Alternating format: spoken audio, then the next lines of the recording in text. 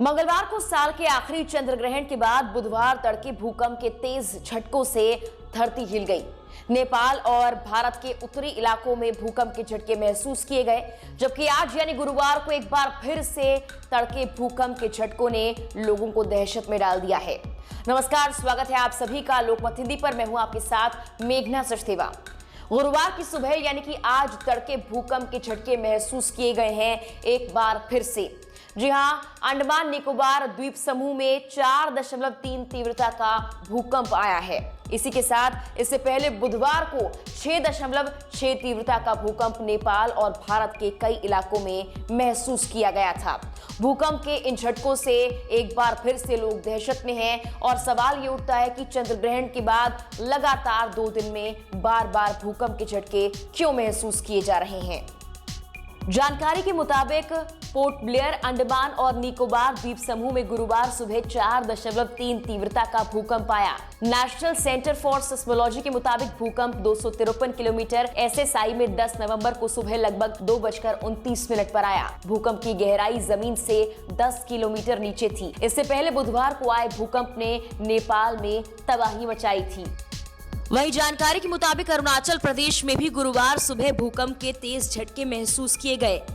Richter scale पर भूकंप की तीव्रता 5.7 थी। ये झटके पश्चिम सियांग जिले में महसूस किए गए। इससे पहले 2 और 3 सितंबर को भी अंडमान और निकोबार द्वीप समूह में भूकंप के तेज झटके महसूस किए गए थे। रिक्टर स्केल पर इनकी तीव्रता 4.9 और 4.4 मापी गई थी।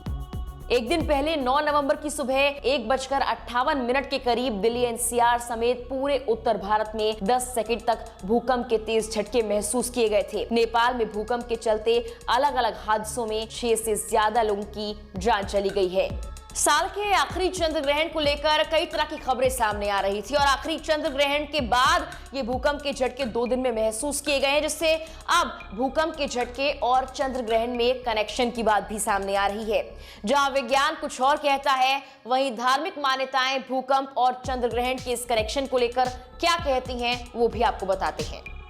भूकंप आने की मुख्य वजह धरती के अंदर टेक्टोनिक प्लेट्स का खिसकना या एक दूसरे से टकराना है। धरती के अंदर 7 टेक्टोनिक प्लेट्स होती हैं जो लगातार घूमती रहती हैं। जब ये प्लेट्स किसी जगह पर आपस में टकराती हैं तो वहां फॉल्ट लाइन जोन हो जाता है। सतह के कोने मुड़ जाते हैं और इसकी वजह से दबाव बनता है। प्लेट्स टूटने लगती हैं। इन प्लेट्स के टूटने से अंदर की एनर्जी बाहर आने का रास्ता खोजती है, जिसकी वजह से धरती हिलती है और हम इसे भूकंप कहते हैं।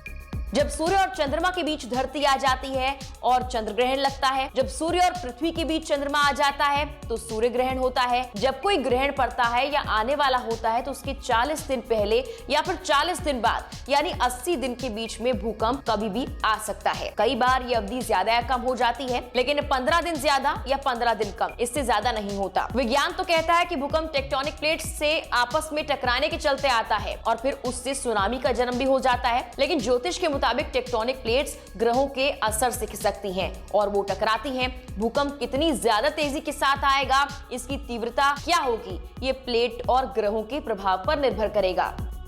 तो चंद्र ग्रहण के बाद आए इस भूकंप को लेकर विज्ञान की परिभाषा कुछ और है, जबकि जो ज्योतिष दुनिया है उसके मुताबिक ये ग्रहों के प्रभाव से होता है। हालांकि फिलहाल 2 दिन में इस तरह के भूकंप के झटके महसूस किए गए हैं, जिससे लोग दहशत में हैं।